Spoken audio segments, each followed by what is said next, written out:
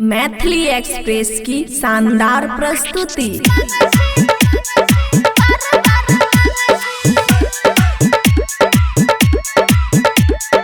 खुशी recording studio बलुआहा।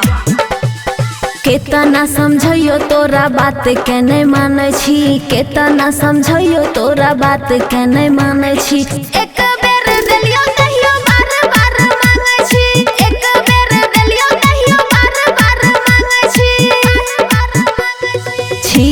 कुंवर तुहु बात सब जाने छी कुंवर तुहु बात सब जाने छी। एक बेर देलियो कहियो बार बार मांगे छी, एक बेर देलियो कहियो बार बार मांगे छी। DJ good Madhubani, DJ good Madhubani, DJ good Madhubani, DJ good Madhubani.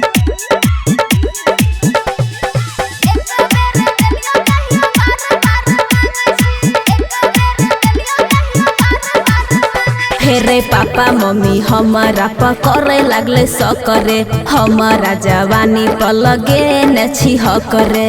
Papa mummy हमारा पकड़े लगले सकरे, हमारा जवानी पर लगे न छी हकरे। कौशल जवानी हमर छौरा तू नासे छी, कौशल जवानी हमर छौरा तू नासे छी। एक बेर देलियो कहियो बार बार मांगे छी, एक बेर देलियो कहियो बार बार मांगे छी।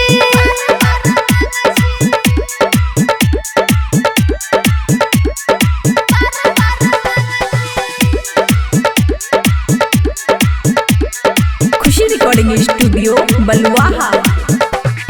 राइटर सुमित साजन लुरन छो तोरा, छोटे छोटे रहे हमर दोनों टिकोरा।